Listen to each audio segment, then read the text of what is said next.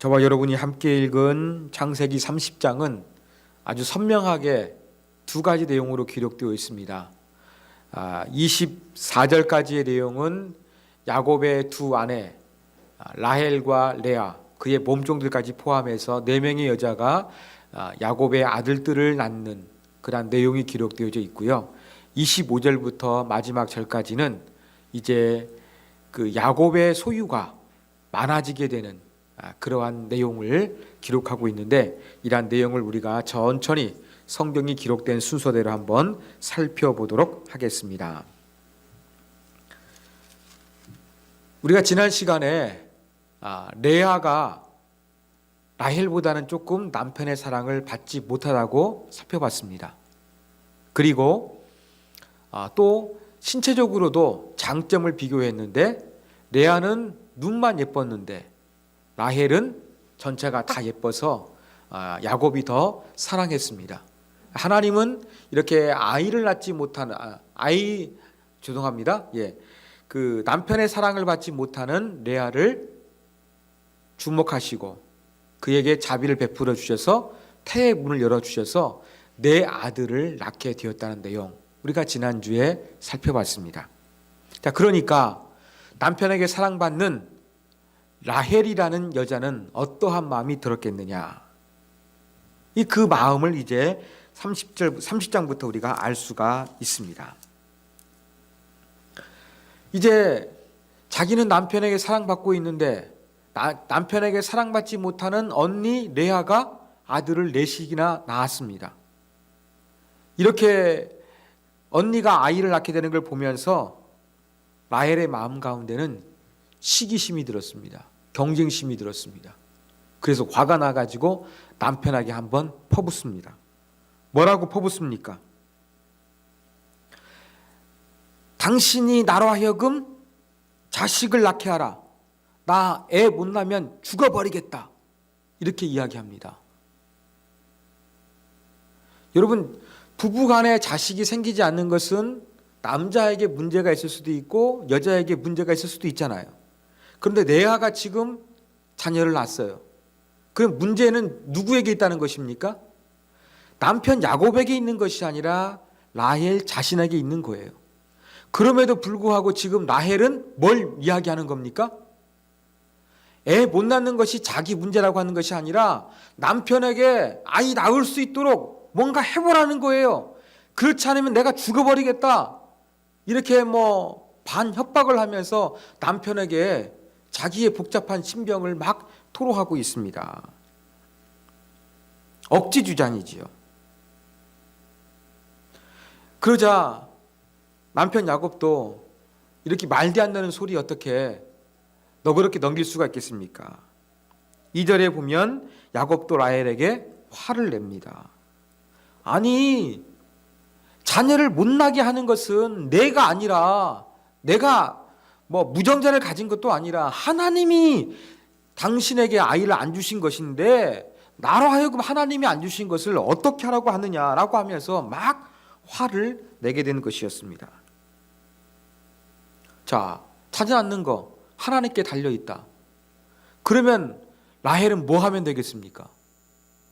하나님, 나도 레아처럼 태의 문을 열어주십시오. 자녀 낳게 해주십시오. 기도하면 될 거예요.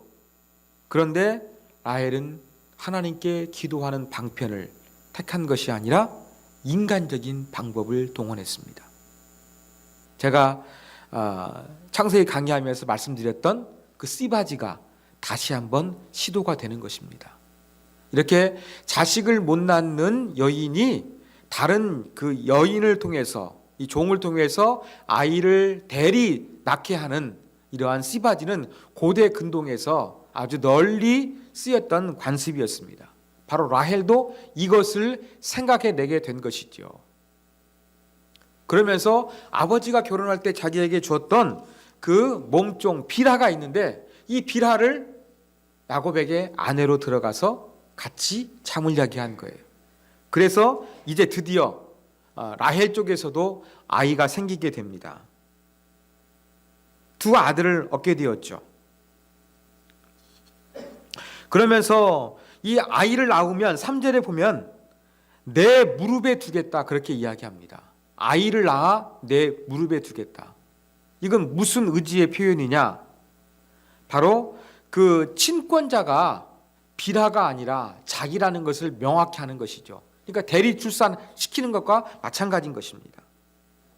그렇게 이야기를 하고서 이 야곱이 비라와 관계를 통해서 두 아들을 얻습니다. 단, 첫째 아들 이름인데 억울함을 풀었다는 의미. 상당히 이해가 되는 그런 이름입니다. 두 번째는 납달리라는 이름을 줬는데 납달리라는 이름은 경쟁에서 이겼다는 거예요. 이제 언니가 아들 넷 낳고 더 이상 애가 안 생기고 나는 이제 애가 둘 낳았으니까 내가 드디어 언니와 경쟁에서 이겼다라는 그런 의미에서 납달리라는 이름을 그렇게 넣어줬습니다. 그런데 이 이름을 지으면서 재미있는 것이 있습니다. 8절 보십시오.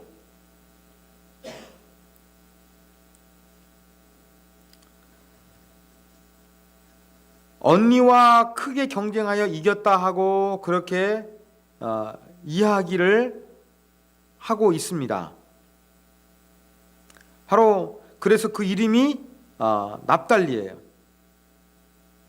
이걸 통해서 그 라헬이 가지고 있었던 그 시기하는 마음 1절에 여기서 그 경쟁하는 마음이 잘 그렇게 드러나고 있다는 것을 보여주고 있다는 것을 우리가 여기서 알 수가 있는 것입니다. 여기에서 경쟁했다라는 그런 단어는 야곱이 그 아버지의 집으로 가나안 땅으로 돌아올 때 약복 강가에서 씨름하잖아요. 그 씨름하고 똑같은 단어입니다. 그러면 하나님하고도 막 이렇게 씨름하는 거예요.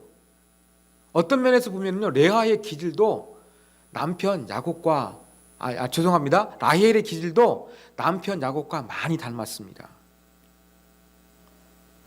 자, 드디어 아이를 못 낳던 라헬이 그 몸종을 통해서 두 명의 아들을 낳았습니다. 그러자 이제 레아도 이것을 벤치마킹하는 거죠. 그래서 자기의 몸종인 실바를 남편의 아내로 주게 됩니다. 역시 두 명의 아들이 태어나게 되죠. 똑같이 레아도 라헬과 경쟁 의식을 가지고 있었음을 보여줍니다. 그래서 첫 번째 아들을 갓, 행운, 복되다 이런 의미에서 적고 둘째는 아셀, 기쁨, 행복이란 이름을 지어주게 되었습니다. 자, 그 다음에 이제 14절 밀 거둘 때 추수 때에 그 루벤이라는 레아가 낳은 첫 번째 아들이 있었죠. 장자잖아요. 루벤이 들에서 뭘 발견했느냐? 합 한 채를 발견해서 엄마에게 갖다 드렸어요. 합 한 채가 무엇일까요? 향이 강합니다. 그 뿌리는 그 마약제, 마취제로 사용할 정도로 환각작용이 아주 강한 그런 뿌리입니다. 또 뿌리의 모양이 사람의 몸하고 비슷하게 생겼대요. 그래가지고 이 성적인 충동을 일으키고 임신을 촉진시킨다. 이렇게 옛날 사람들은 그러한 그 믿음을 가지고 있었습니다. 그래서 조금 환각적인 것도 있고 또 사람 몸처럼 뿌리가 생겨가지고 이 아이를 낳을 수 있다는 그러한 믿음을 가진 합 한 채, 상당히 좋은 징조로 받아들였던 것이죠. 자, 이 합 한 채를 이제 르우벤이 발견해서 어머니 레아에게 갖다 드렸어요. 그런데 이 소식을 듣고서 라헬이 찾아와 가지고 어떻게 합니까? 그 합 한 채 나한테 넘겨라. 이걸 요구하는 거예요. 그러니까 15절에 보니까 레아가 어떻게 합니까? 아니, 너는 남편까지만 빼앗아가는 것도 만족하지 못하고 심지어 이 합 한 채까지 내 거 뺏어가려고 하느냐? 해도 너무너무 하지 않느냐? 이러한 논리를 풀면서 주려고 하지 않겠지요. 그러니까 라헬이 어떻게 합니까? 새로운 제안을 합니다. 그 새로운 제안은 바로 무엇이었냐?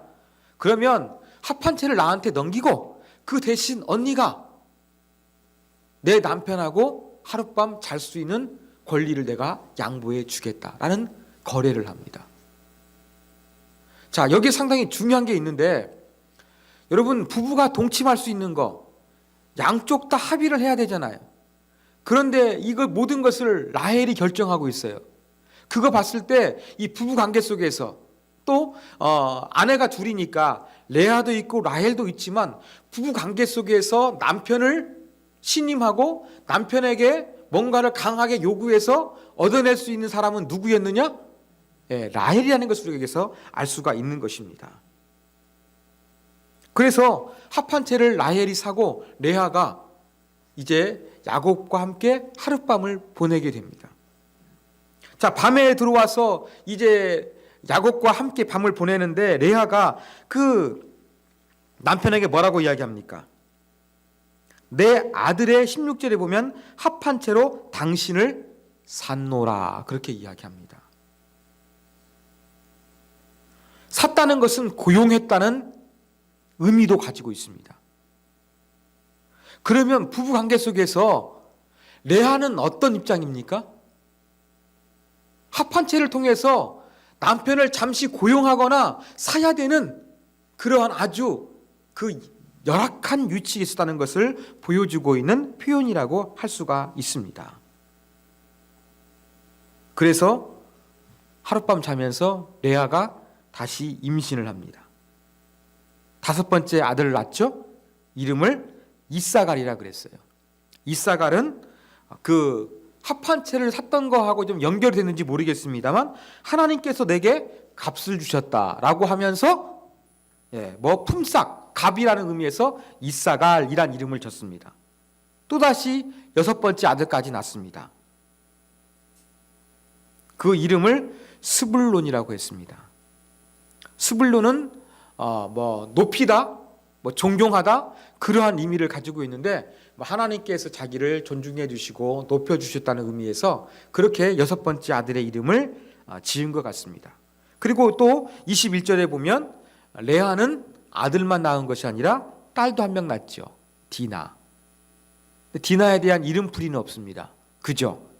왜 그러냐면 이스라엘을 형성하게 되는, 하나님이 선택하신 그 민족을 이루게 되는 이 족장들을 설명하고 있기 때문에 그 디나에 대해서는 여기에 대한 설명을 생략하고 있는 것으로 보입니다.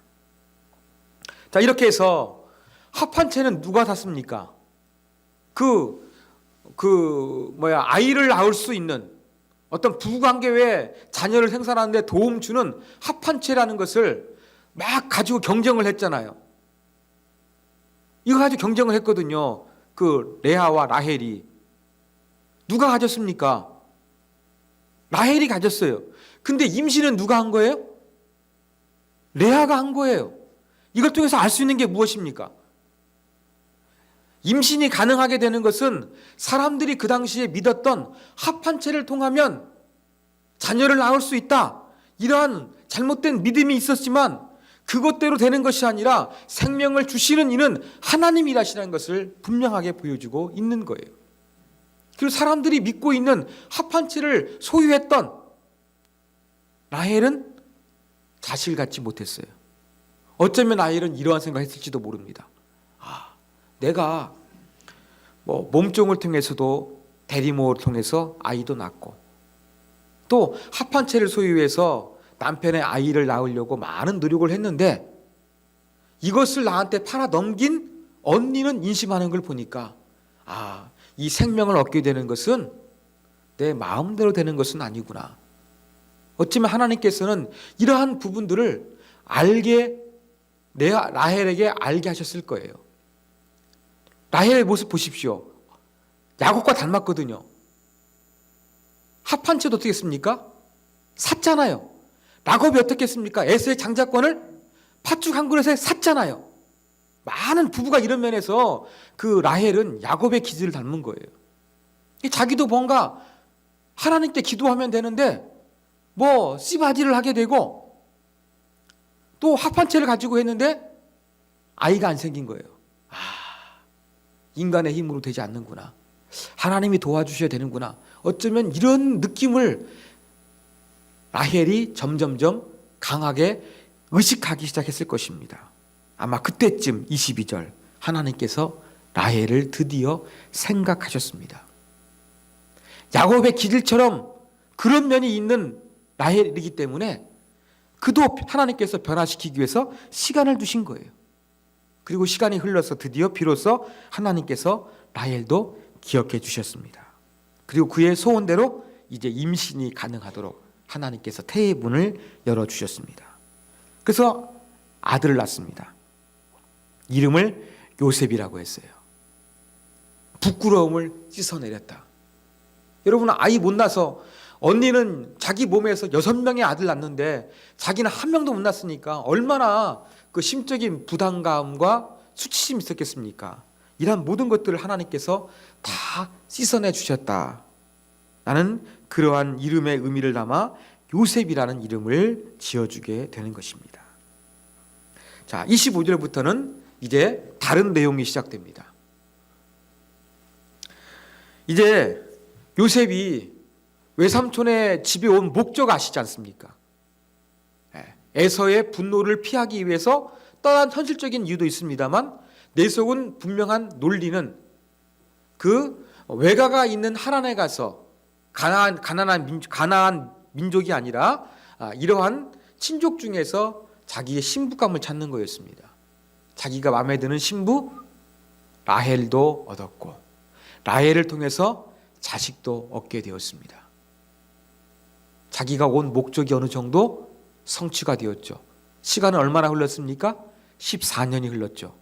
그러니까 드디어 이제 목적이 다 이루어지게 가게 되니까 또 베델에서 그 돌을 베고서 잤는데 하나님께서 나타나 주셨거든요. 보호해 주셔가지고 혈혈단신으로 외삼촌의 집에 갔지만 이렇게 자식이 많아지게 되었어요. 그러면서 아마 하나님의 약속도 기억하게 됐을 것입니다. 고향도 그리웠을 것입니다. 그래서 이제 야곱은 외삼촌에게 자기가 고향으로 가겠다. 그 이야기를 하기 시작합니다. 그게 25절의 내용이죠. 그런데 라반 어떻게 반응합니까? 27절에 보니까 여호와께서 너로 말미암아 내게 복 주신 것을 내가 깨달았나니. 라반이 말을 하는데 야곱에게 하나님께서 복을 주셨다는 것을 분명히 인정하고 있습니다. 인정하고 있습니다. 그런데 이 말은 조금 원문의 의미를 충실히 살린 것이 아닙니다. 좀 원문에 충실하게 번역하면 이렇습니다. 부디 자네에게 내가 은혜 있기를 바라네. 내가 점을 쳐보니 여호와께서 자네로 인하여 나를 축복하셨더군. 이겁니다. 그러면 지금 라반은 자기가 야곱을 통해서 복을 얻었다는 것을 인정하지만 이걸 어떻게 알게 되었다고요? 점을 쳐서 알겠다는 거예요. 그러면 라반은 하나님을 온전히 신뢰했습니까? 신뢰한 사람이 아니죠. 욕심장이잖아요. 그래서 여기에서 라반의 성격이 드러나고 있고요. 그 다음에 라반이 이제 야곱을 가지 못하게 함께 머물러 있으라 붙잡습니다. 그 이유가 무엇입니까?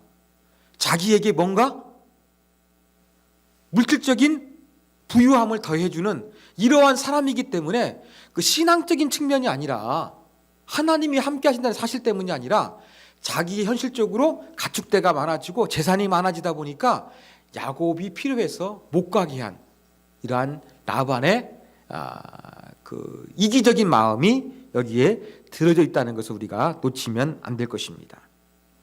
그러면서 28절 너 여기 머물러 있으면서 너 어느 정도 그렇게 월급을 받아야 되는지 네가 한번 제시해봐라. 연봉 협상 한번 네가 받고 싶은 금액 써내라. 지금 그렇게 라반이 야곱에게 제시하고 있는 것입니다.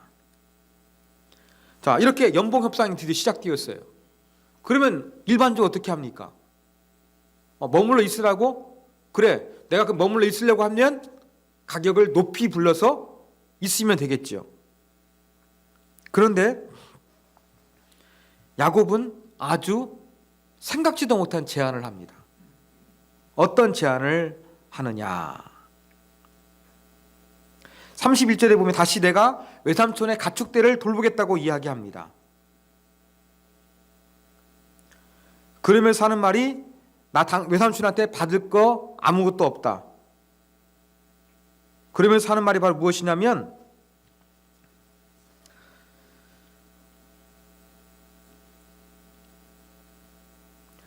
자기가 가져야 될 몫을 제시하는데 그 금액을 어떻게 하느냐. 이 당시에는 화폐 같은 것도 없었거든요. 거의 문물교환 수준입니다.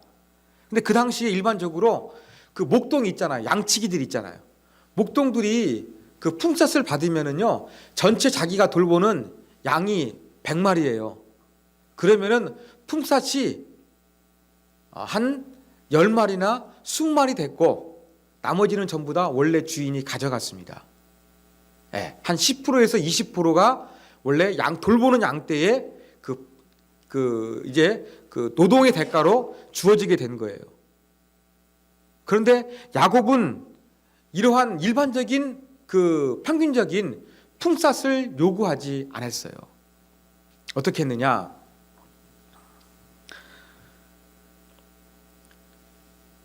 양들을 보면 색깔이 있어요. 근데 주로 검은색들이 많아요. 힐거나 이런 것들은 조금 양성과 우성이 있지 않습니까? 동물과 식물 중에서. 그래서 조금 검거나 흰 것들, 이런 것들을 보면은 조금 건강한 거, 조금 생물학적으로는 그 양성에 해당하는 짐승들이었어요. 그런데 조금 알록달록한 거 있잖아요. 바둑이 같은 것처럼 알록달록한 그런 부분들은 조금 건강하지 못한 것으로서 그렇게 인식을 했습니다. 그런데 야곱이 자기의 품삯으로 받겠다고 말하는 것은 바로 무엇이냐면 그냥 100마리가 있으면 100마리 중에서 한 10마리나 20마리 갖겠다고 한 것이 아니라 사람들이 주로 일반적으로 건강하지 못하다고 여기는 색깔을 가지고서, 그러니까 검은색이거나 흰색이 아니라 조금 알록달록한 것들, 네, 이러한 것들 중에서 자기의 품삯으로 갖겠다, 그렇게 말하고 있는 거예요. 근데 그것도 어떻게 합니까? 내가 지금 외삼촌의 가축대 다 다니면서 알록달록한 것들 다 빼가지고 외삼촌한테 다 넘겨버리겠습니다. 그리고 앞으로 새로 태어나게 될 알록달록한 그러한 동물들이 있으면 그것만 내 품삯으로 내가 챙기겠습니다. 그렇게 제시하고 있는 거예요. 그러면 나쁜 것들 중에, 나쁜 사람들이 일반적으로 나쁜 동물이라고 인식하고 있는 것들 중에서 야곱이 자기의 품삯으로 가져가겠다는 겁니다. 그러면 일반적인 10% 20%에 해당하는 양떼를 가져가지 못하는 거예요. 그리고 정말로 색깔 눈에 다 드러나는데 검은색이 있거나 하얀 거 있으면 눈에 보이니까 그런 것들은 내가 다 도둑질한 것이니까 외삼촌이 다 가져가시면 됩니다. 이러한 제안을 했습니다. 자, 욕심사나운 라반, 이 제안이 어떻게 들렸을까요? 마음에 들죠. 조금 양떼를 잘 돌보니까 나에게 부를 가져다 주는 사람인데 한 30% 40% 요구해도 줄 수도 있는데 뭐 10% 요구하는 것도 아니고 그냥 조금 열성적인 동물로 인식되는 그러한 것들, 그리고 지금 있는 것들이 아니라 앞으로 태어나게 될 것들 중에서 자기의 품삯으로 살겠다. 야, 라반이 볼 때에는 자기의 이윤을 극대화할 수 있는 제안입니다. 그래서 이것을 오케이 하면서 받아들이게 되는 것입니다. 근데 라반은 철저한 사람이에요. 어떻게 합니까? 35절. 야곱이 다니면서 이렇게 색깔로서 양떼를 구분하겠다고 하는데 그날 라반이 어떻게 합니까? 다니면서 좋은 양떼, 그리고 뭐 이렇게 좀 야곱이 이제 안 갔다고 선포한 알록달록한 것들 있지 않습니까? 그러한 모든 것들은 라반이 자기 아들들한테 다 넘겨버리는 거예요. 야곱의 것이 되지 못하게. 계산이 철저한 사람입니다. 그 다음에 또 한 가 어떻게 합니까? 야곱에게 돌보라고 맡긴 가축들이 있잖아요. 그런데 섞이지 않도록 어때요? 3일길로부터 멀리 떨어집니다.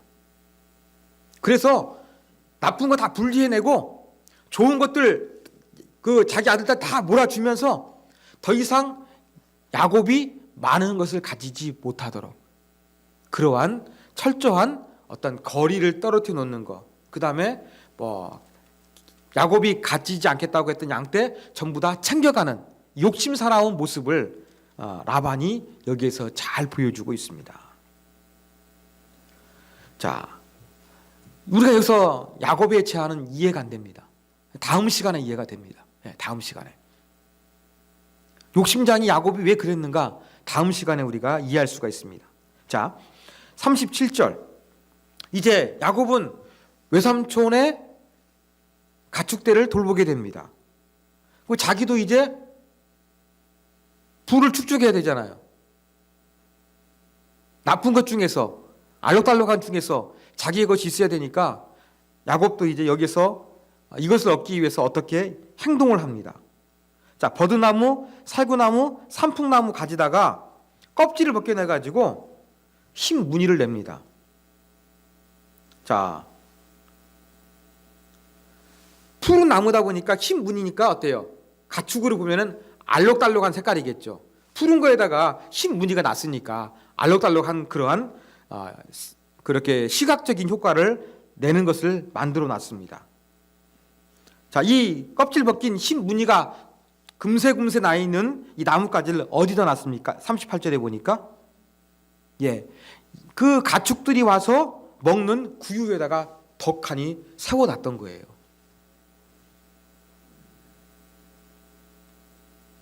왜 그 알록달록한 그 나무대를 짐승들이 물먹는 구유통에다가 세워놨을까요? 그 이유가 궁금하지 않습니까? 이것을 이해하기 위해서는요, 여러분 태교하는 것을 생각하시면 이 본문을 이해하기가 쉽습니다. 자, 결혼해서 임신했습니다. 아름다운 아들이나 건강한 아들이나 아름다운 딸을 낳고 싶어요. 사랑스러운 남편 닮는 아들을 낳고 싶으면 어떻습니까? 자꾸 남편을 보죠. 태교할 때 내 뱃속에 있는 아이가 정말 아름답고 잘생기고 예쁘게 위해서 어떻게 합니까? 좋은 것을 바라보게 하잖아요. 그게 인간의 심리 아니겠습니까? 이러한 심리를 야곱도 이용하고 있는 것 같아요. 그래서 양들이 물을 먹을 때 어떻게 하느냐? 그 물이 먹을 때 양이나 염소들이 시각적으로 뭘 보게 만들었느냐? 알록달록한 것을 보게 만든 거예요. 그래서 그 물을 먹을 때 이 짐승들이 알록달록한 것을 보게 되면, 좋은 것을 보게 되면은 아이에게 좋은 영향이 있다고 우리가 믿는 것처럼 양떼들도 염소들도 알록달록한 이 나뭇가지를 보면서 물을 먹으면 새끼를 낳아도 그런 새끼를 낳을 것이라는 그러한 믿음이 반영되어 있는 겁니다. 이 부분을 그렇게 여러분 이해하시면 되겠습니다. 그래가지고 그렇게 했어요. 이건 과학이 아닙니다. 과학은 아니에요. 그런데 어떻게 됩니까? 하나님이 도와주시니까 야곱이 점점점 자기가 차지할 수 있는 그러한 가축들이 많아지게 되는 겁니다. 여기에서 야곱도 야갔죠. 어떻게 합니까? 조금 건강하지 못하는 것들이 임신할 때에는 그냥 물 먹으라고 하고, 조금 좋은 가축들이 물 먹을 때에는 자기가 만들어 놓은 알록달록한 나무대를 딱 걸리 세워다 가지고 어떻게 합니까? 이것을 바라보면서 알록달록한 새끼를 낳을 수 있도록 그렇게 유도를 했던 것입니다. 그래서 야곱이 이제는 자식만 많아진 것이 아니라 이렇게 하나님께서 그 부유함도 약속해 주셨는데 가축대와 노비와 같은 재산도 많아지게 되었다는 이러한 내용으로서 창세기 30장이 끝나게 됩니다. 자, 이러한 내용을 통해서 우리가 배울 수 있는 교훈점을 우리가 살펴보도록 하겠습니다. 자, 오늘은 레아와 라헬의 그 모습을 통해서 우리가 얻을 수 있는 교훈 좀 몇 가지를 살펴보도록 하겠습니다. 첫 번째, 모든 것을 다 가진 완벽한 인간은 없다는 것입니다. 라헬이 다 가졌습니까? 레아가 다 가졌습니까? 아니잖아요. 라헬은 남편의 사랑과 관심을 받고 있었지만 자식이 없었습니다. 레아는 자식은 있었지만 남편에게 동침을 요구하지 못하고 자기 동생에게 동치권을 화판체를 통해서 구입해야 되는 그런 가련한 처지에 있었습니다. 이렇게 인간은요, 우리의 삶은요, 내가 원하는 것들을 다 가질 수 없는 것이 우리의 인생입니다. 아마 그러한 것은 여러분들이 잘 살아가시면서 느끼고 계실 거예요. 바로 그런 평범한 진리, 그래, 내가 인생의 모든 것을 다 가지고 완벽한 인생을 살 수 없다는 것을 레아와 라헬이 우리 가운데 보여주고 있습니다. 이렇게 다 가지지 못한 인간, 두 번째 어떻게 합니까? 더 많은 것을 소유하기 위해서 치열하게 경쟁하고 씨름하는 인생을 살아가게 됩니다.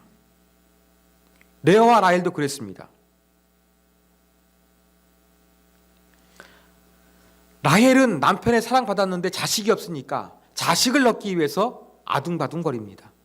레아는 자식은 많았습니다. 그런데 남편 사랑받지 못하니까 더욱더 남편의 사랑받기 위해서 더욱더 애쓰고 있습니다. 이것이 바로 내 인생에 더 완벽하고 더 좋은 것을 얻기 위해서 끊임없이 이 욕심을 부리는 인간의 욕구가 반영된 인물들이라고 볼 수가 있을 것입니다. 여러분, 창세기 30장도요 기록된 방식이 아주 재밌어요. 지금 라헬과 레아가 경쟁하잖아요. 시기하고 둘이 싸우잖아요. 씨름하잖아요. 성경의 기록도 이것을 극적으로 반영하고 있는 거예요. 자, 라헬의 몸종이 아이를 낳으니까 레아의 몸종이 아이가 낳고, 그 다음에 레아가 아이를 낳으니까 라헬도 아이가 낳고, 이러한 구조로 되어 있잖아요. 번갈아 가면서. 그러면서 경쟁을 아주도 심화시켜 대조시키고 있는 그러한 방법으로 되어져 있습니다. 그리고 내용적으로 볼 때에도 이제 이 자식을 낳고서 레아와 라헬이 이름을 짓잖아요. 예, 이름을 짓는 과정 가운데서도 아이를 향한 이름이 아니라 자기의 기준에서 하나님께서 경쟁에서 언니를 이기게 하셨어, 뭐 이러한 이름을 짓지 않습니까? 자기 기준에서 철저하게 자기 욕망을 기준으로 해서 자녀들의 이름을 짓는 모습들. 그래서 상대보다 더 많이 갖기 위해서 경쟁하고 씨름하는 이 욕망이 끝이 없는 인간의 모습을 레아와 라헬은 우리 가운데 보여주고 있다는 것을 우리가 여기서 알 수가 있습니다. 세 번째 교훈, 레아와 라헬을 통해서 우리는 우리가 원하는 것, 욕심 부리는 것을 우리가 다 얻을 수 없다는 교훈을 가르쳐주고 있어요. 레아가 원하는 거 얻었습니까? 라헬이 원하는 거 얻었습니까? 그들의 힘으로는 얻지를 못했어요. 어떻게 얻게 되었습니까? 합한체를 통해서 얻게 되었습니까? 아니잖아요. 그건 아니었습니다. 자, 오늘 말씀 보시면 우리가 주목해야 될 구절이 있는데, 하나님께서 인간적인 방법으로 얻게 하신 것이 아니라 하나님께서 주셔야만 얻게 된다는 것입니다. 이게 바로 네 번째 교훈입니다. 네 번째, 하나님만이 인간의 문제의 진정한 해결책이라는 것을 알 수가 있습니다. 자, 서로 경쟁했어요. 원하는 것을 못 얻었어요. 자기가 노력하지만 이루어지지 않아요. 근데 하나님이 도와주시니까 되는 거예요. 자, 22절 보십시오. 22절 보면 하나님이 라헬을 생각하실 때에 라헬이 요셉을 낳게 된 거예요. 그리고 17절, 하나님이 레아의 소원을 들으셨으므로 다시 레아가 다섯 번째, 여섯 번째 아들을 낳을 수가 있게 된 거예요. 합한체가 아니었어요. 하나님이 함께 하실 때 그들이 얻고자 했던 것, 그들이 씨름했던 것, 경쟁했던 것, 이 문제에 대한 해결이 하나님께 있다는 것을 우리가 발견하게 되는 것입니다. 그 다음 5번째 교훈입니다. 자, 이렇게 원하는 것을 다 얻지 못해서 우리가 부족하고 연약하고 갈등하며 씨름하며 경쟁하며 살아가는데, 이러한 과정을 통해서 하나님은 우리의 신앙을 성장시켜 가시는 하나님의 모습을 발견하게 됩니다. 제가 라헬을 아까 뭐라고 말씀드렸습니까? 야곱을 닮은 기질이 많다 그랬잖아요. 그런 부분이 많이 있습니다. 그런데 라헬이 자기 몸종을 통해서 처음에 그 아이 얻었을 때 어떻게 이야기합니까? 뭐 경쟁에서 이겼다, 뭐 이러한 이름을 줬잖아요. 근데 자기 몸에서 요셉을 낳고서는 뭐라고 이야기합니까? 하나님께서 내 수치를 벗어나게 하셨다. 드디어 여호와 하나님의 거룩하신 이름을 처음으로 사용하고 있는 거예요. 이거 볼 때 라헬도 야곱과 같은 기질이 있었는데 점점점 영적으로 성장하고 있는 것입니다. 이건 레아도 마찬가지예요. 레아도 비록 조금 남편에 대한 기대치를 포기했을 때 그 유다, 뭐 그런 아들이 태어나게 됐다는 거 29장에 살펴봤습니다.